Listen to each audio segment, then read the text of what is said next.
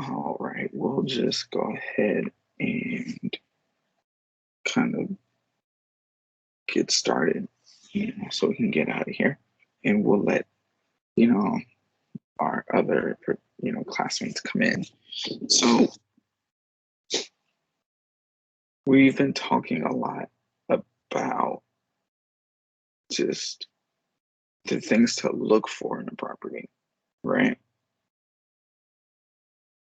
What rights do you have as we call a single family owner, right? Just a home where you have the home above ground and below ground.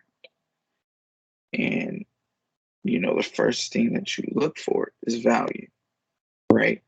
How much something costs, its availability, competition, things like that.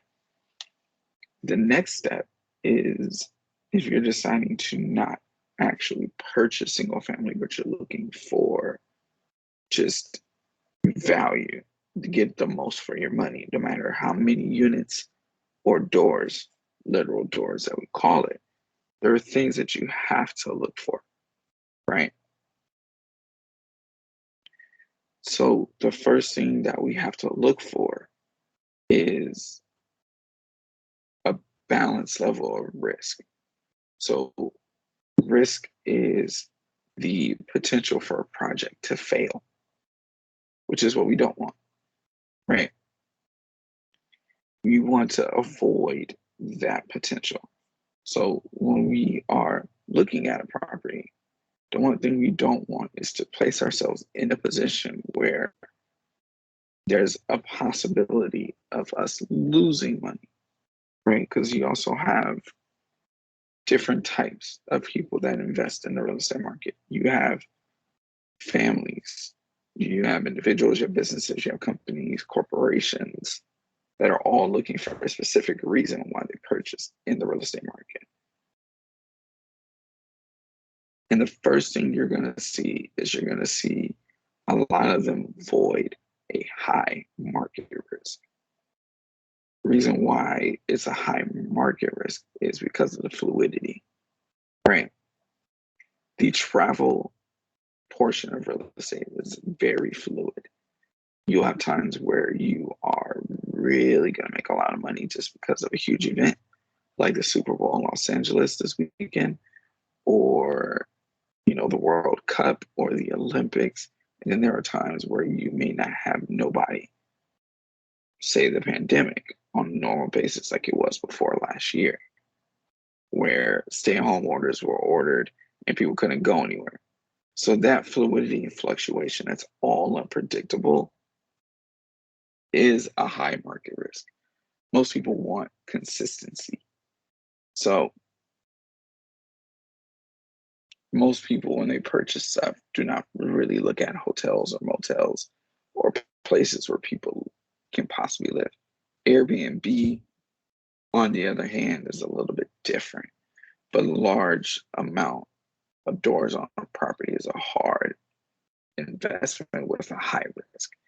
You also don't really, as an investment person, purchase, for example, like a restaurant or entertainment facilities like a club or a bar, for obvious reasons, fluctuation and things like that, mainly because of, it's a little bit harder to run a restaurant just because you have to do a lot and everybody is here nor there with what they do. They, might want sushi one day and then might want Mediterranean another day. You avoid prospective projects that have a lot of change, place that needs major renovation where you can't even start getting your money back for 3, 6, 9, or 12 months. If you're going to own an apartment building, you don't want to purchase a building where you have a lot of tenants that are almost out of their lease currently. You want to keep them in their properties, but their lease is about to run out. So that means you would have to get all of them on new leases.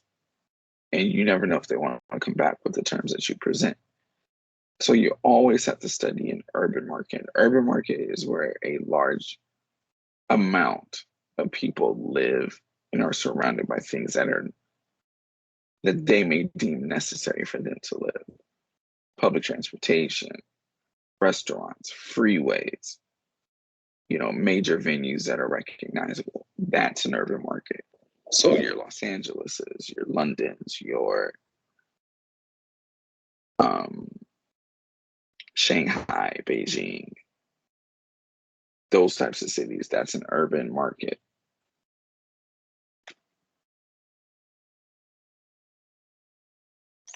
Right.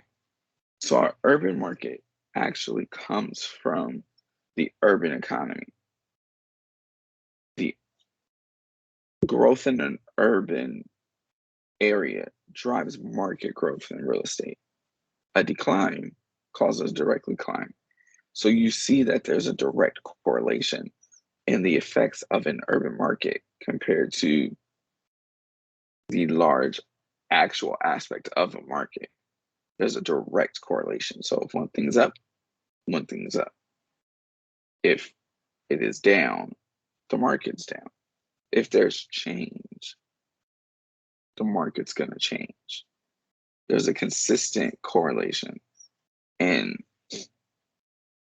the patterns of land use in urban properties pretty much are the standard for location patterns in real estate.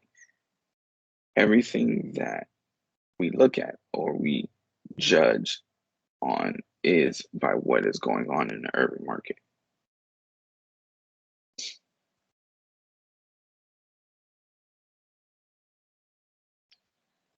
And one thing that is very consistent is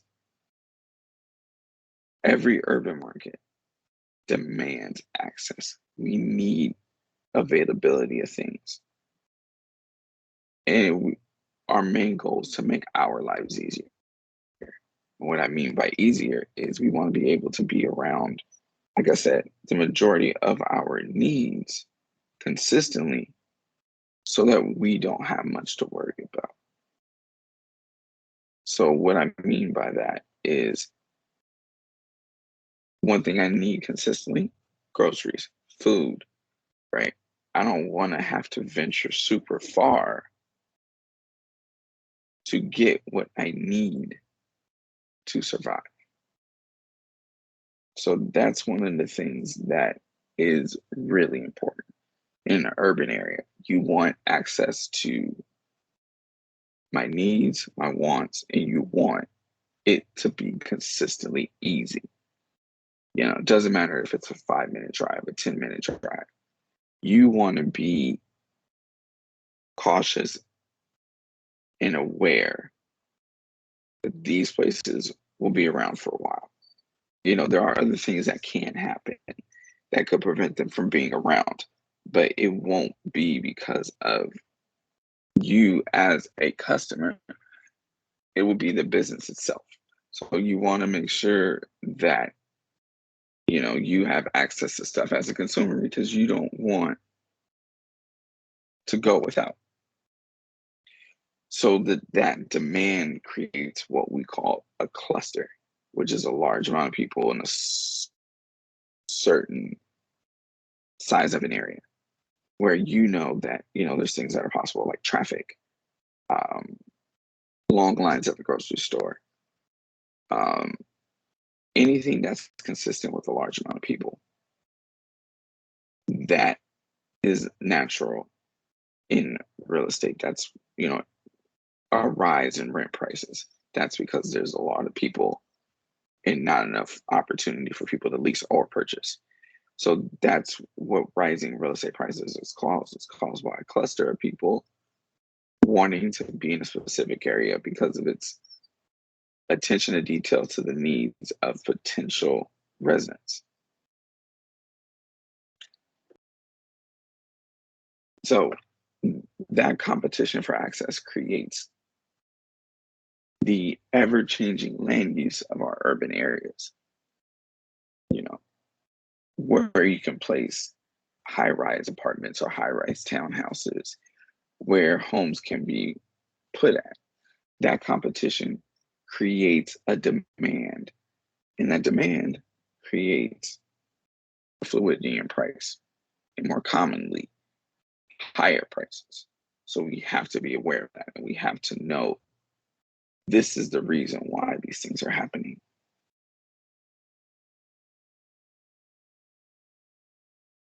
So before we have our actual rise into things that we are seeing today, clustering and large amounts of growth or large amounts of decline, we have to really understand the history of an actual city. So before we actually get into the industrial aspect, you had a fortress or religious center where you have, everything was centered around religion. So you had to be close to a mosque, you had to be close to the church, you had to be close to the government because that's where the access to things were. Then once we hit our trade routes and transition points, where you would have things like the rivers and the oceans and the water to railing to trains, that's where things really started to change because these are transition points, right? Your major cities, New York, Hamburg, Rotterdam, New Orleans. And then you had rivers that intersected in an area, for example, like Pittsburgh and St. Louis, right? You had all of these intersections that people were exchanging and moving back and forth of crucial, important, goods and services that were important to the people. Then you had the incidents of, mining, the gold rush, San Francisco, right? That's why people started coming to San Francisco at first was because of gold. Then you have now oil, Texas, and California, and all these other areas. So a lot of times what happened is in time, we started naturally clustering together because people were looking for specific things that they heard were available in an area. Like I said, gold, spices, all of these things were found in one area, people kept coming to it because it was easily accessible. And now we have major cities all over the world. So we've always had a purpose to why we go somewhere, but we've never really looked at it from the past. We will call it a migration or something of that nature. Now we just call it clustering because it's different, but the purpose is still the same. Even though we evolve as areas, as changes, as, needs are presented to people, it has always been the same.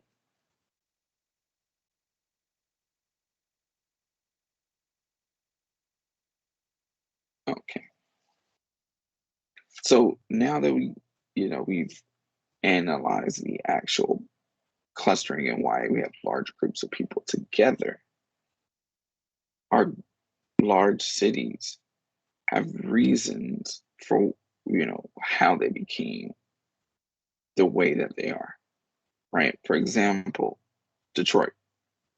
We knew a lot of people moved to Detroit or created their opportunity for wealth from cars, iron and steel.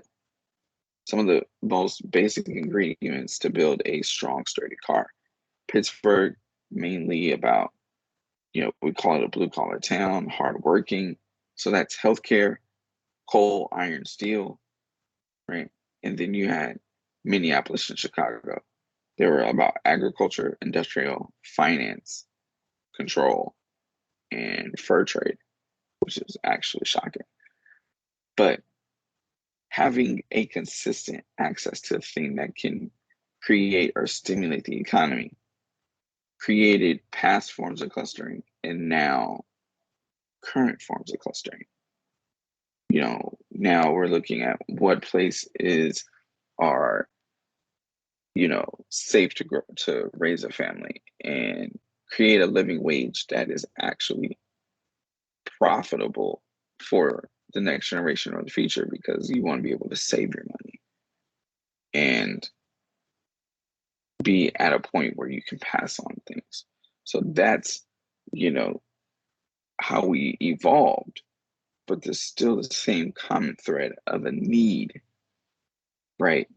We need to have opportunities available to us so that we can grow, not only as individuals, but as potential family members. If we're moving with family or things like that, there has to be an opportunity for us to grow as people in a specific area. And then as those goals and possibilities become evident and clear, that's why we have people moving back and forth, depending on what's important to them. They'll move anywhere it needs to be, right? So the clustering of today is solely based upon economic basis. And what I mean by that is it's the ability for us to drive money into an area, right? Whether it be education, whether it be entertainment, whether it be great healthcare, you know, jobs in the manufacturing field. It has to be that consistency that allows us to go somewhere, or even secondary activities where you have local things, right?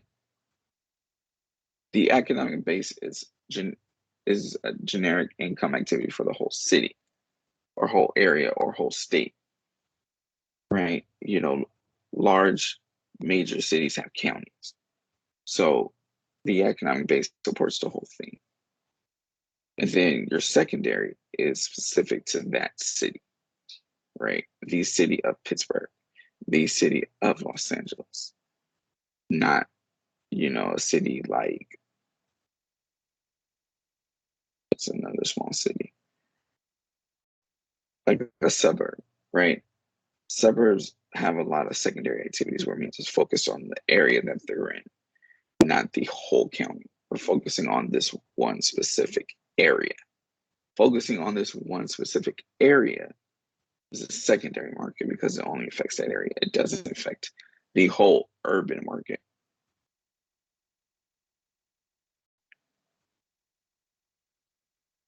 And the economic base, right?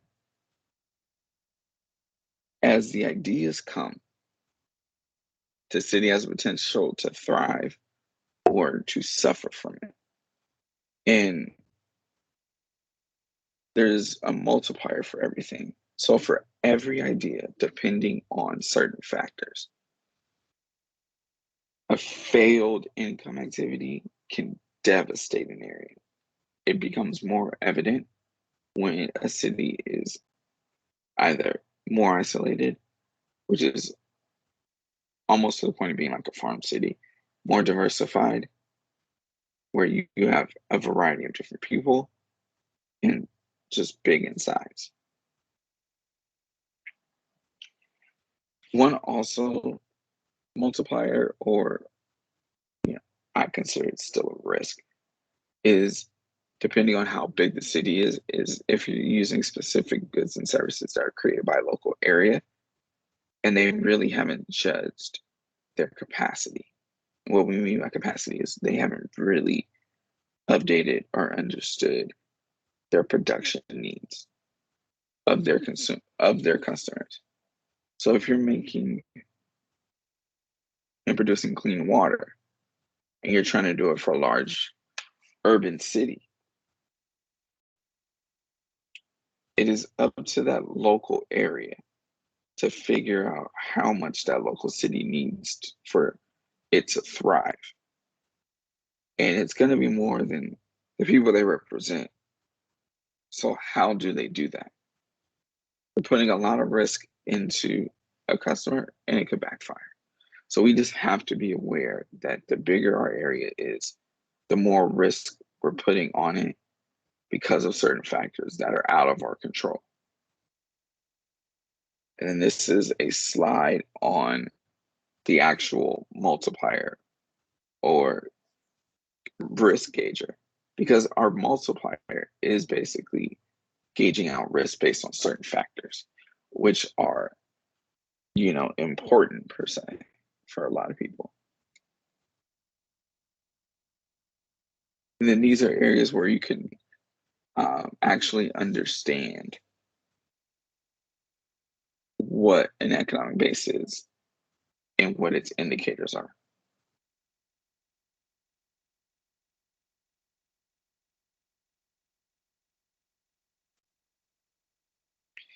All right. So with an indicator, one of the things that is a potential um, affect of that is location, right? In business, the first thing we learn about is the most important thing is location, location, location. You have to decide immediately where you want to put where you want to do business out of, right? You do your research on employment in the area, education, amount of people, population growth in the last 3 years, right? Comparison to the national average. Everything is comparison to the national average because you want to see how great you are compared to everywhere else so that you know what you can improve on or what you can keep on doing for success. And you have to be aware where you are will always matter, no matter what type of needs or technology, right? Dependence we're in, location, location, location will always be a major factor, the number one factor, you know.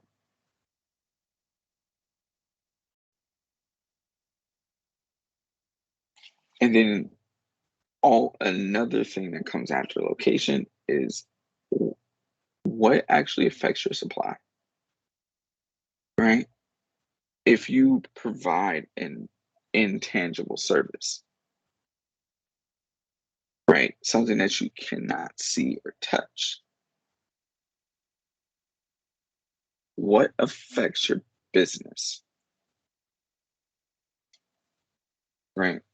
People do, unions do. The economy is a major factor to what you do. Obviously, this is all, you know, figuratively math and things like that. Quality of life, who supports your business? Is it an amount of people? Is it certain people that you need support from? All of these things contribute or are an aspect of supply that contribute to you knowing if you're going to be successful or have to work a little bit harder in maybe a different industry. These things are important, right? So other things that affect supply: production, access, supply of actual people that make what you need. Because as a business owner, you're going to be a consumer. More often than not, it's not going, it can be a consumer that you deal with in your industry for a specific thing, but in their industry, they're the go to person for what you're experiencing. So we just have to be aware of what is affected by our needs and wants in our business.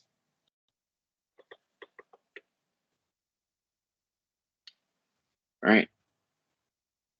And then we also have to be aware of potential inefficiencies in production if we have an actual product. Money, how the product gets delivered. How do you communicate with it? Right? A lot of businesses get their consumer needs via plane because it's faster, it's easier. But what happens if you can't reach that person? All of these unique and different things are possible just because you have no idea what's going on, especially during these times. You're unaware of things that are actually going on a lot of the time because it's something that's even out of the supplier's control. And we have to be wary of that.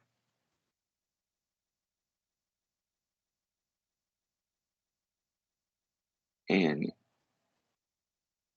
just a thing to recognize.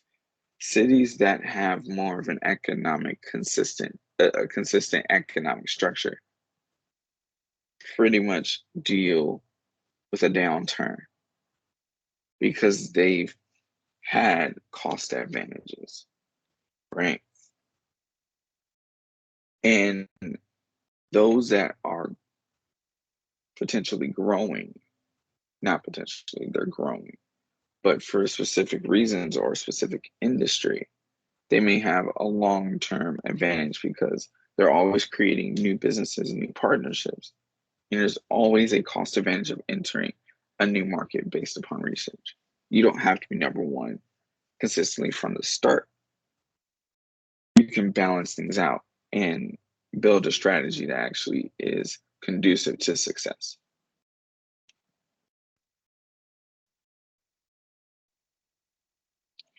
Right? And how do we look at rent compared to its importance for a city? Right?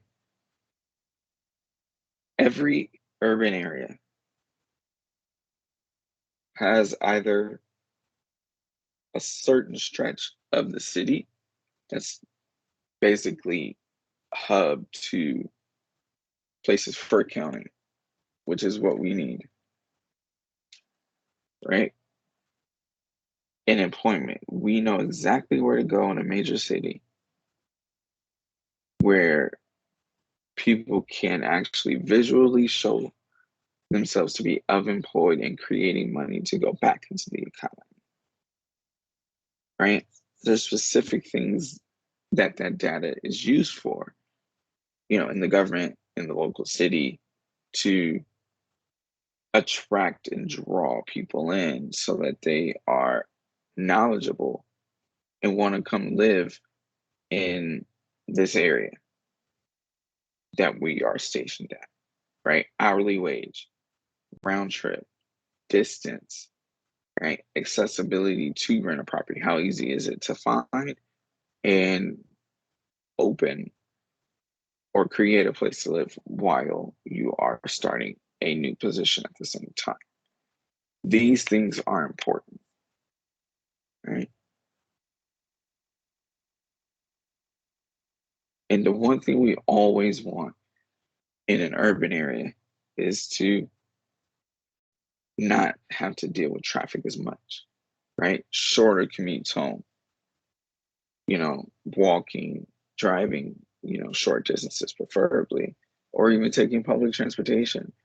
We don't want to be consistently out of the area because we have to drive an hour, 2 hours, all these types of things. Nobody really likes to actually do that, right? Sometimes people are actually given like a living wage, which is the possibility for you to be reimbursed for travel forward if you live pretty far. You live 30 minutes or an hour from the actual position, they may give you a bonus or let you accumulate more hours of work by clocking in earlier. Then you get paid for mileage in certain industries, in certain positions.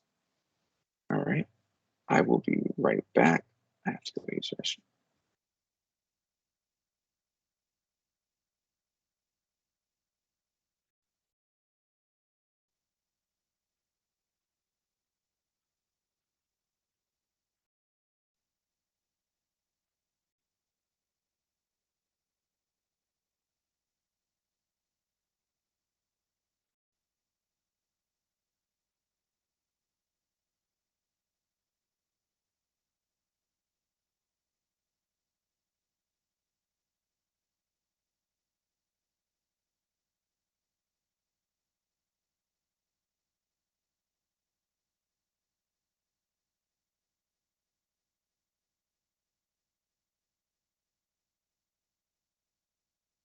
Sorry about that. So the living wage, just shows an actual value to your employee, that you value them and respect their time. So, sometimes what happens is you don't get the best of your employees who live far because they're up early. And that commute or that drive is draining to them and it doesn't allow them to present their best self every day because they're either mad, they're tired, and it takes them a little bit more time to get prepped up and ready for the workday once they're already at that site or that office or whatever it may be. So offering them a living wage or a commute, you know, per diem allows them to consider actually moving closer because it would be beneficial for the organization as well as the individual, right? So this is a bid rent curve. So this is just an example of what happens when you offer people that opportunity to move closer. What does it do?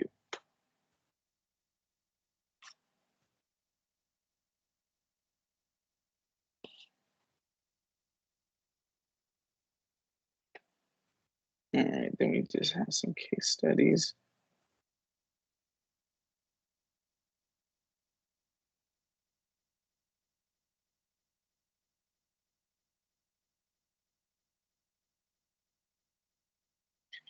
So how does this curve relate to urban land use, right? Remember, we are just talking about creation, right? Determining our value. And usually what happens is one of the things that people forget is when they're analyzing a market is the value of actual people, what they think about the area, what they like, what they don't like. Everyone has an opinion, and everyone's opinion could be backed up with research. So there's always a reason for updating specific things, right? Traffic lights, accessibility for homes, apartments, townhouses, all those things. The creation or locating available spaces for them to be built. So there's a consistent need, and people are looking to actually find ways to meet that need. The question is, how do we make a smart, just, and hard decision for a local government to be profitable for the majority of people? That's our issue. It's purely competitive now. There's um, it's hard to actually determine the true value of a property because, for example, in Los Angeles or even the United States, we have a housing shortage. There's not enough inventory for people to actually purchase.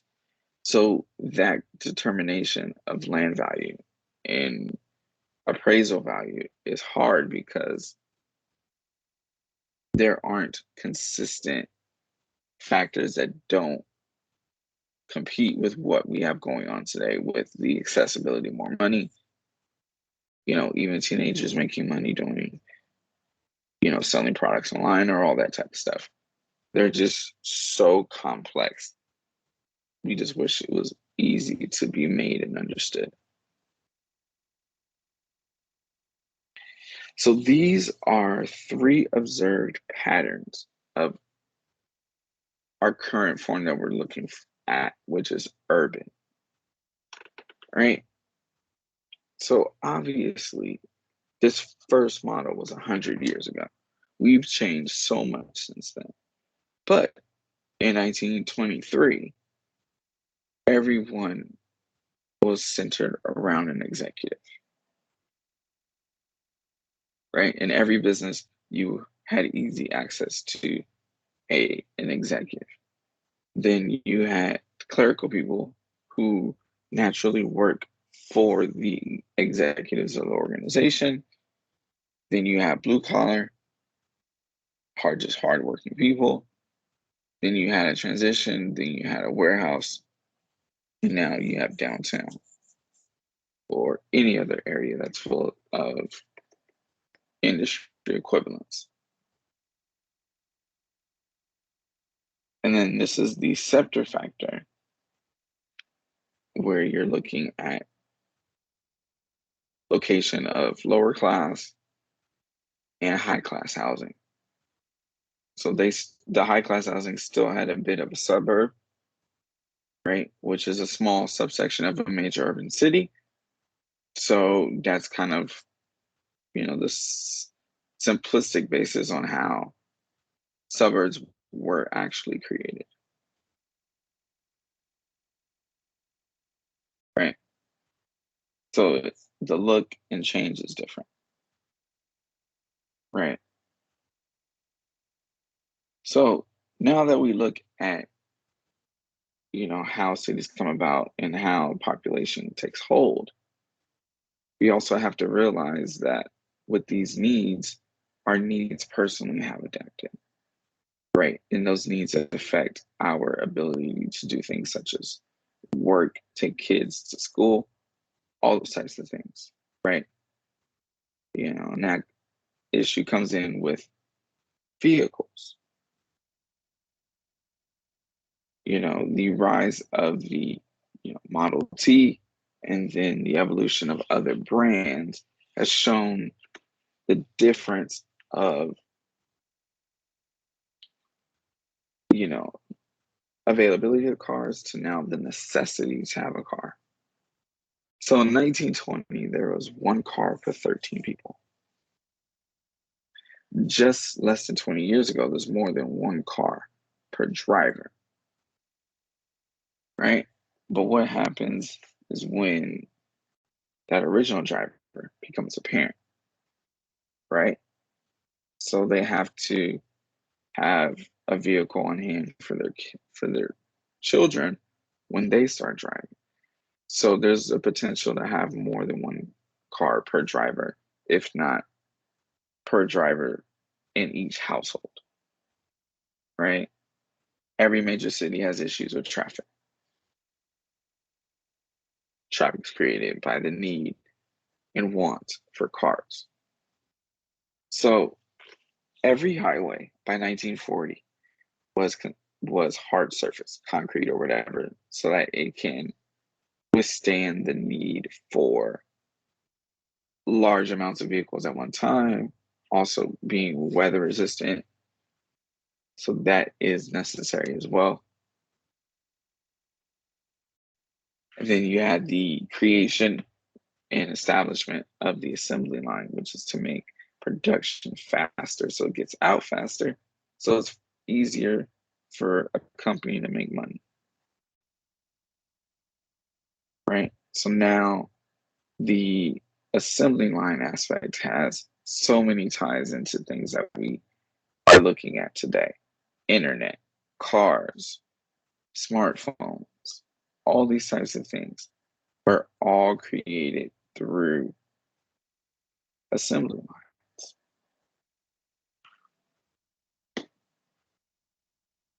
right?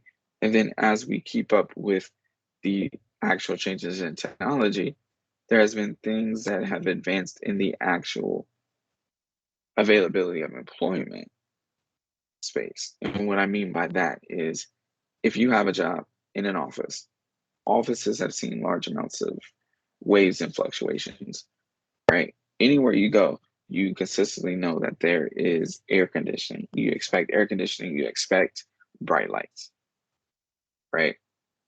That's what you expect because that's all you know, because that's how it's supposed to be, because that's our assumed, right? You want nice lighting, you want air conditioning because it's hot outside, right? You have different types of telephones now.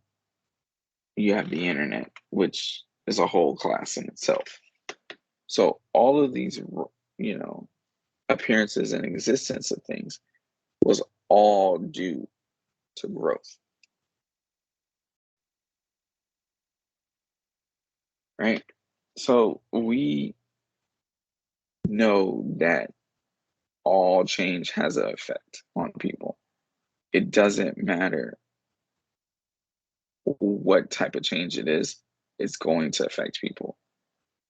So, with the actual, need and noticing that, technology has changed and will always change, we can take numbers and we can analyze them and notice what people were doing a lot of in certain areas. With the opening up of, high density urban areas, you cause people to move to suburbs because they couldn't afford to live in a high density area.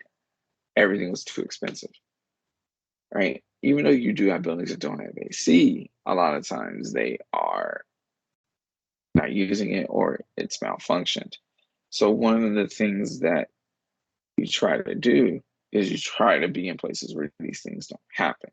You, you know, make it impacts it that way. The obsolescence, which is a fancy word of saying too old, right? Structures that are too old, you should find a way to renovate them or tear them down and build something else. You just have to be aware of things that people need or don't realize they need or don't want. These are things that we are consistently dealing with as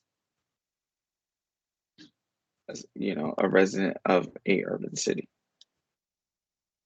And now you have one of the things that limit or that is set to limit the need and necessity of cars, which is a consistent transportation system, a consistent public transformation system. Those are hard to do because it takes a lot of time, a lot of effort, and a lot of money. So we have to be aware of those things as well, because late 90s, early 2000s, everybody here was fleeing into the suburbs as fast as possible because they had, backyards or didn't deal with things that could negatively affect them. So this is Jacksonville, 1955. Hard to see, I know. And this is Jacksonville, 1985. Huge difference. Now you see a bunch of buildings up that take over the city. So they actually were able to survive and update, right? It's not that you're trying to survive an update. You're just trying to make an update easier, which is what we want. We want easy updates to today, and that's what we look for.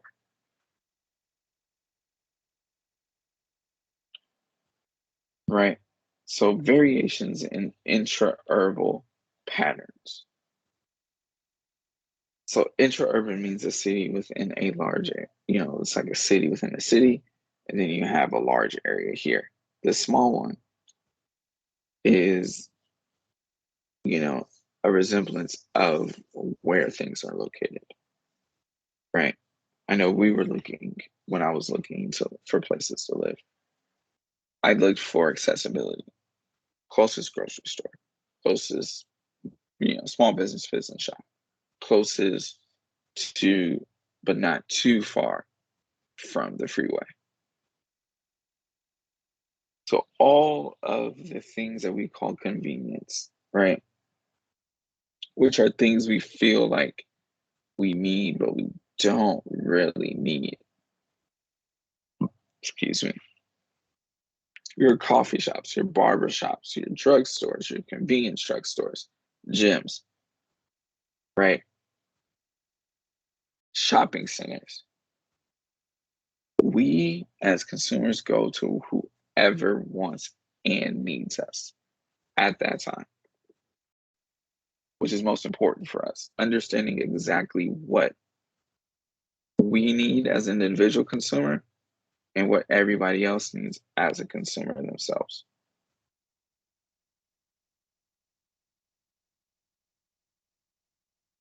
So this is an ideal pattern of convenience stores. And what we mean by that is, where are you located? Do you work together with each other? Not necessarily just passing on ideas, but partner up together when it comes to events, or, you buy one thing at this restaurant, you get 10% here as well. So just having the ability and means to be in the same vicinity or same field or same group, but you still don't really not support the other one. Right? So this is how a local market looks if you wanted to put it into a graph, because of the fact that the circle is where everything is. That's the most important part of it. I know everything else does not matter, or it doesn't matter as much, but we have to understand where is our center and who is there.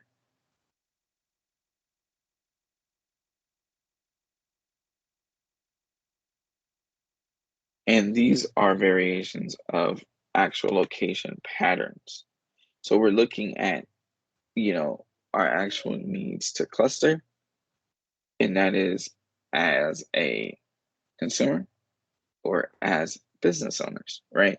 Business owners cluster in commercial areas, industrial parks, warehouse epicenters, right? Those things are important, right? Then you also have the same thing amongst actual consumers, right?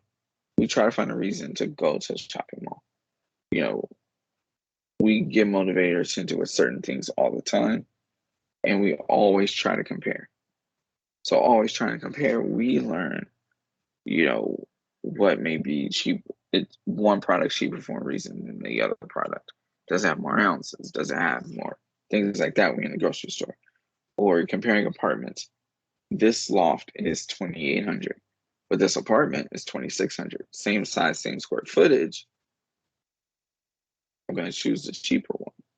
So we always just want to preach that there are options. Nothing else, no ifs, ands, or buts about it. There are options for you to have in every aspect as a consumer or business. It's just which one do you feel is best for your business? What are you deciding on choosing?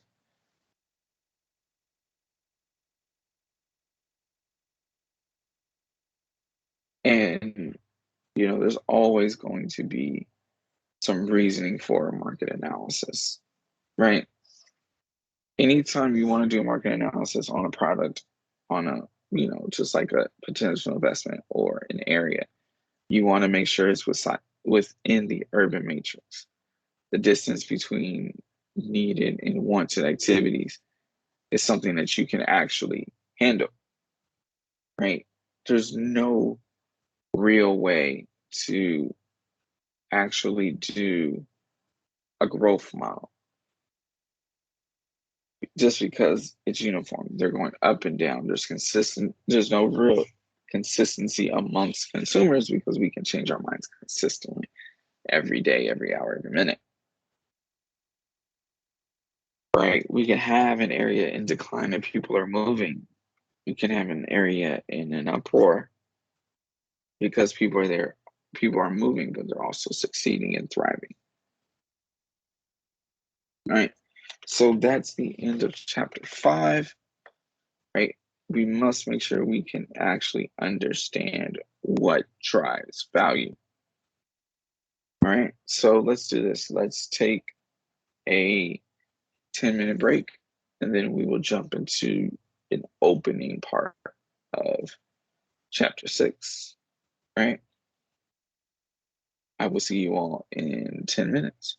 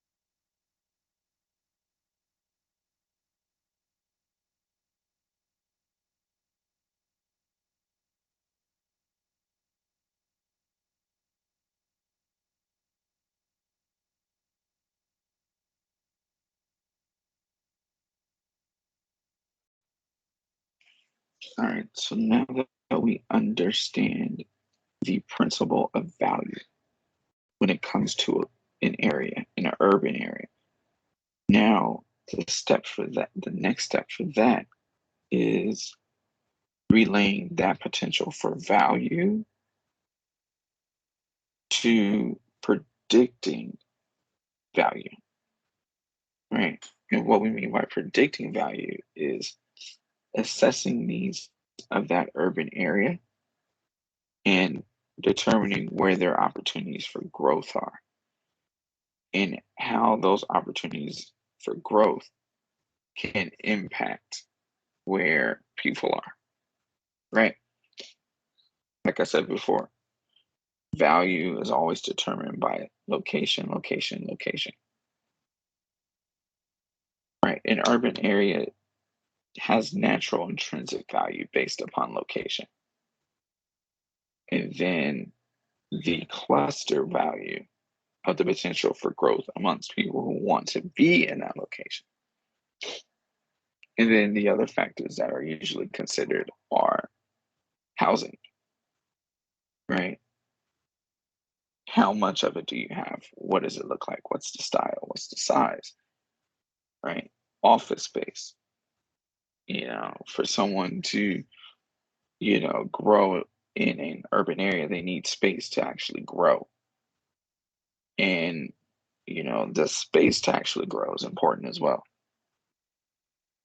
And then after we look at the factors, we break them down by a process called segmentation, which is we split up the groups based upon their preferences or their needs, and we assess those individual groups to see where we can offer growth and potential for success. That is what is completely necessary. That's what we're looking at. That's how we impact things. And we have to see the commonalities of all those groups or what group is easiest to attract compared to the other. And then we see what we have to look at when it comes to relevancy and importance. So sometimes it's hard for us to get information on a certain segment or a certain group of people because that group may have not been analyzed before. Or some of the things that we may want to look for aren't necessarily important to that group or important to other people. So there is this fluidity and there's this hard, way of dealing with the differences amongst certain groups of people. And that could be because of income, that could be because of a lack of actually people that fall into that segment, right? And we're not segmenting by gender or, you know, race. We're segmenting by needs as far as income, as far as, you know, if they're moving to this area, are they moving because of a job, or are they moving because of their family, right? And a lot of this info is not public information.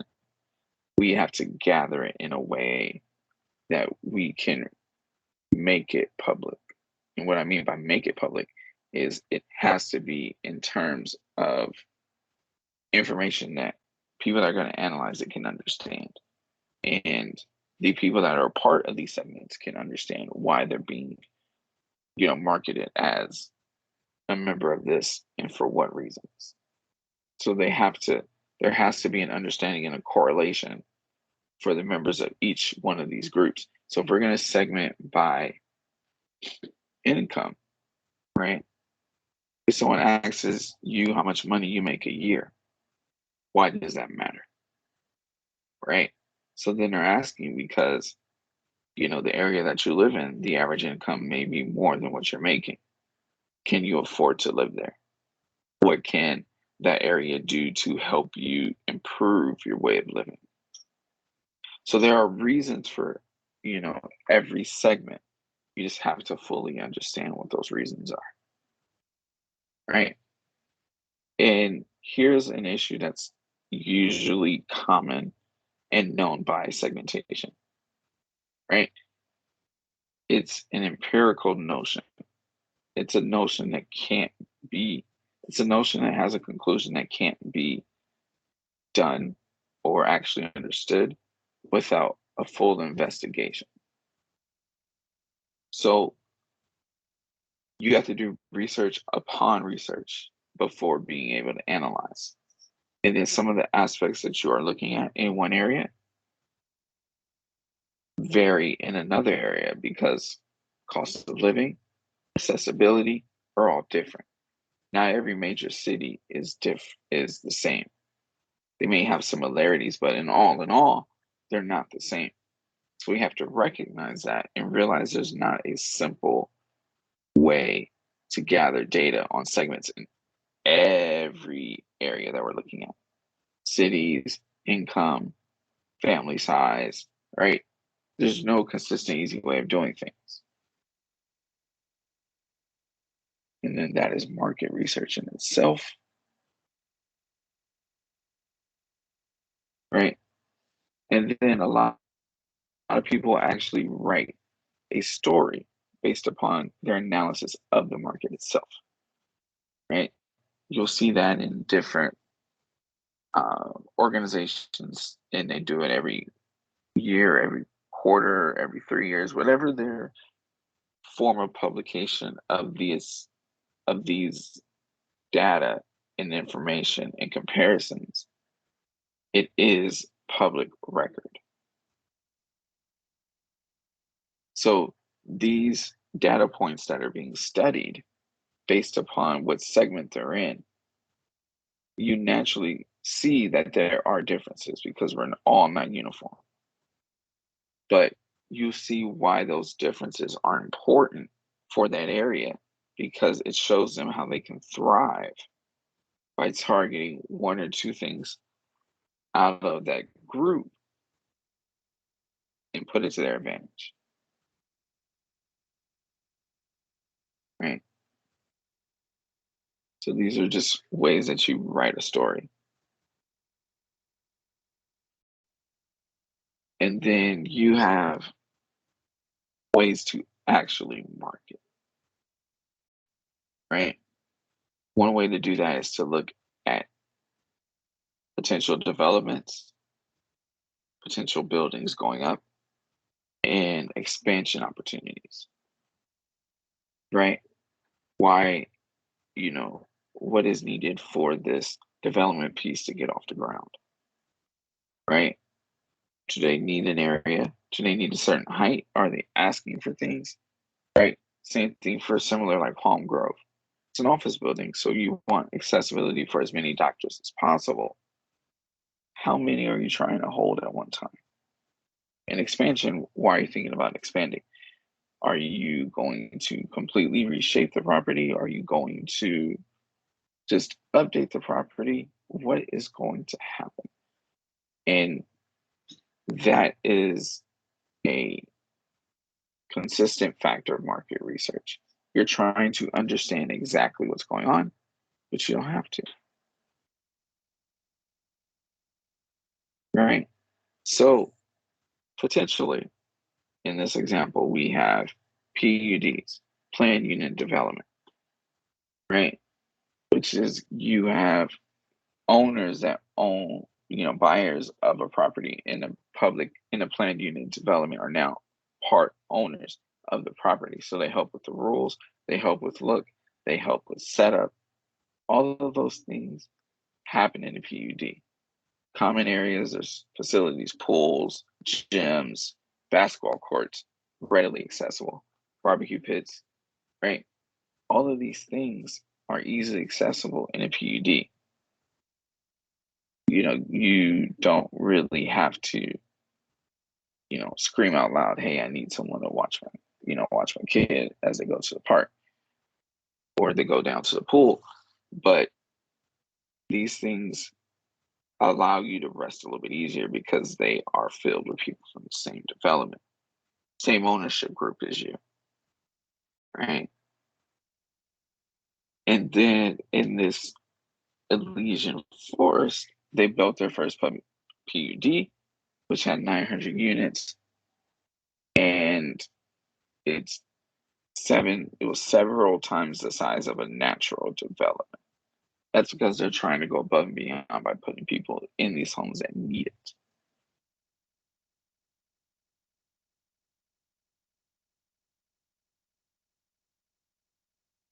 Right? This is just an example of the numbers, right? And this is what the homes look like. This is a form for the local parade of homes.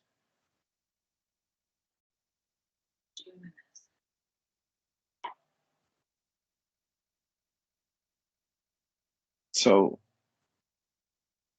the big aspect of this is actually understanding the impact of a development.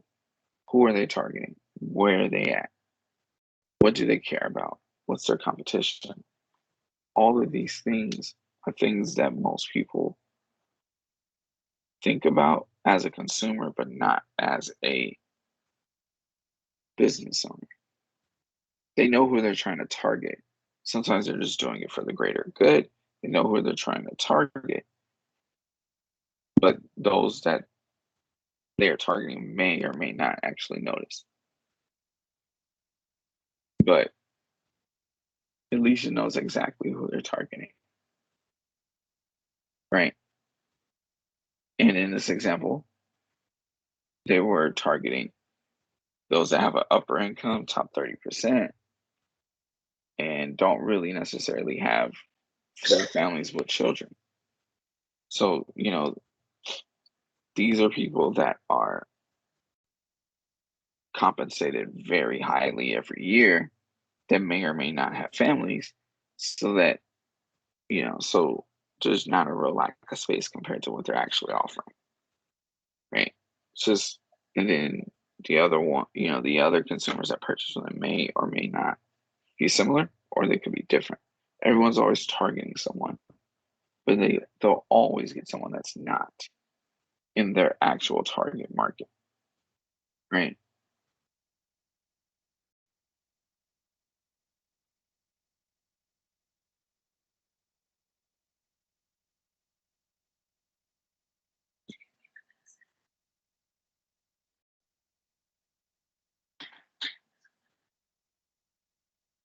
So,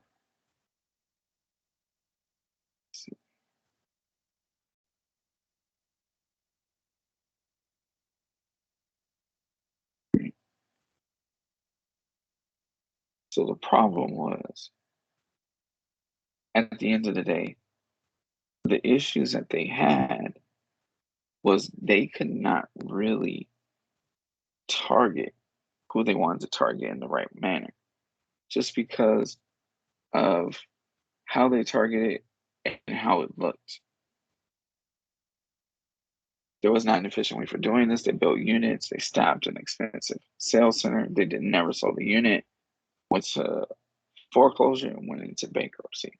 So clearly they don't exist anymore. When you are creating a project, there's a lot of things that you have to take into account. No matter what you take into account, you have to notice if who you're targeting is the right people to target. And if you're not, if it is, you also have to create marketing that creates an attraction to those right on the cusp or right above. Right? People will do a lot to get into the property that they love. It's not just the area and the price, it's the location, it's the presence, it's the availability, right? Sometimes it doesn't need to be this purely extravagant home that is leaps and bounds above means. You don't have to have that, no matter what small marketing group your niche target market is. You just need to make it accessible to as many people as possible so that they can understand why the price is the way it is, what people think about it. Those are important, right? Focus groups are important to our business. It is even more important to real estate to make happen. Just have to always be prepared.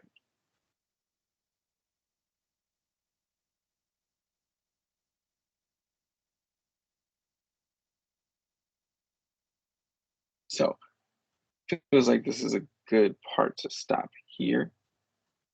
Does anyone have any questions? Happy Monday, guys, or late Monday, right? We have to completely understand who we're looking at to market to every day, every day. Who is drawn to who's potentially drawn to our product and service? Why are they drawn in?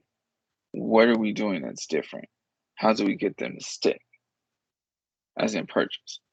These are things that we as business owners would have to always think about, right? We want people to stay around. We want them to become repeat customers. We want them to buy a lot. We want them to be happy with their purchases. At the end of the day, that's what's most important because that brings repeat business no matter what. So having that access to availability allows us to do so much, right? So any questions before we conclude for this morning?